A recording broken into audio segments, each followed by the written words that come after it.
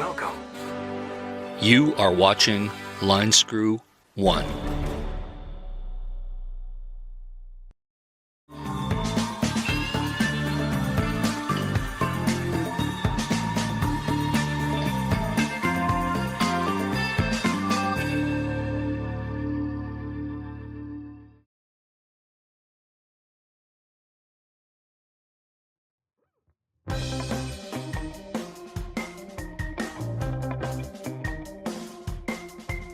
On this episode of Nomad Greed, Carolyn's RV life tries to build a public online narrative of be happy, be free, and be kind, while privately living little of the sort. Based on her online autobiography, we will examine the troubled online existence of Carolyn's RV life.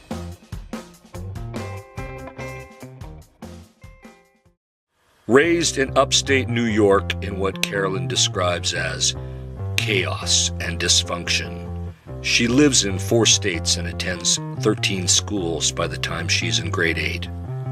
Her life consists of drifting from trailer parks to cheap apartments, searching for a more stable existence. Later, as an adult, in order to improve herself, she moves to the San Francisco Bay Area to pursue and graduate with a degree from the University of California at Berkeley. In spite of what she claims was a successful career, a marriage, and home ownership, she still was not happy. While millions of other Bay Area citizens worked hard to pursue the American dream with their families, personal satisfaction seemed to elude Carolyn, in spite of now having everything. In 2005, she buys a home in the Bay Area for $320,000. Yet, the huge land price profits of San Francisco area are not to be hers. Personal choices again create her misfortune as she lets the house go and instead moves into a small yet expensive apartment. In retrospect, over $1 million of potential real estate equity appreciation slips through her fingers during this time. And again, she is not happy.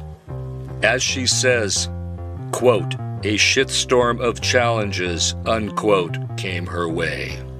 Her marriage ended, even her dog dies, which becomes a familiar pattern later in life, with many more dogs dying.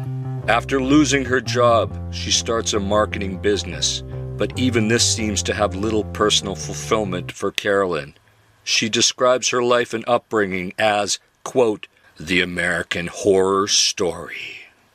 Complaints, less than perfect personal choices, and general dissatisfaction towards life leads Carolyn to her final dream that she hopes will bring her the personal happiness that she has been missing out on.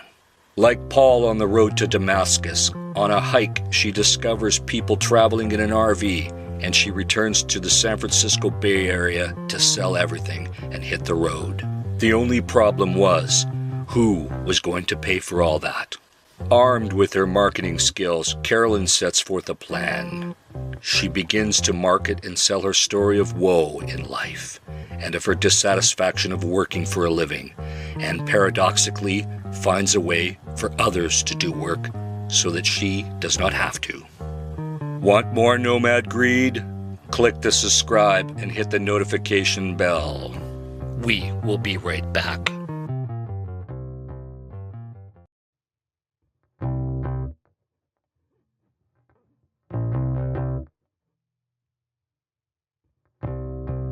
In January 2017, she befriends a reclusive old bearded hippie living in a van in the desert of Arizona named Bob Wells. She manages to sweet-talk her way into this poor love-starved old man's life to gain exposure on YouTube. Leveraging some fame off Bob Wells' cheap RV life brand, she sets forth on her perpetual vacation. The Machiavellian brilliance of her online marketing plan was this: have others who are stuck in the misfortune of having to work for a living pay her to travel so that she does not have to work. Ironically, Carolyn begins selling the American dream by pushing overpriced online merchandise from T-Square, made from source materials often not even made in America. She brands herself as a liberal, and attempts to divide and conquer using social media by well-timed rants against men, the working class, and the American way of life of hard work and thrift. And again, she complains about life being hard and full of misfortune that her own personal choices have led her. Oddly, she complains about politics, yet creates and encourages the actual narratives of politics on her YouTube channel with her very own posts. Carolyn's marketing timing was always exquisitely executed. Live super chat video streams were always done when others had sympathy or money. Christmas Day always garnered the most donation money via super chat. After everyone received their stimulus checks, there was a live super chat event. Even when the top-up unemployment check money was at risk of drying up from Congress, there was a live super chat stream. While this is all perfectly legal, you can personally decide on the ethics of it all. After some initial success, her online income started to stagnate after people began questioning her personal narratives online. Her former volunteer president of her fan club even released unflattering emails from Carolyn laden with foul language that indicates that, at least privately, Carolyn was not as kind as her marketing slogans state.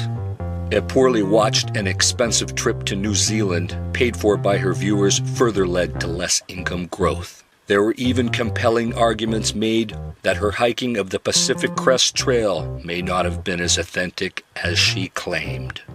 The constant censorship and removal of comments on her channel also didn't help her with her online growth and alienated large members of her audience.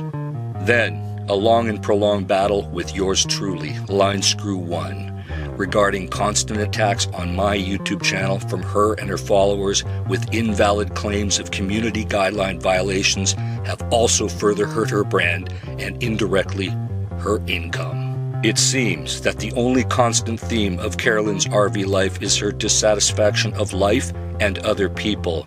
She was unhappy with others growing up. She was unhappy with a good career. She was unhappy when she owned a home. And now she's being unhappy when she's paid to perpetually vacation on other people's money. At least she is consistent in her narrative of unhappiness. Perhaps one day she will be blessed to once again work full-time for a living and learn to appreciate the struggle and pride that comes from hard work done. And then perhaps we may wish happiness upon her again. Life is about choices, and may she make better choices and be happy. Want more Nomad Greed? Click the subscribe and hit the notification bell.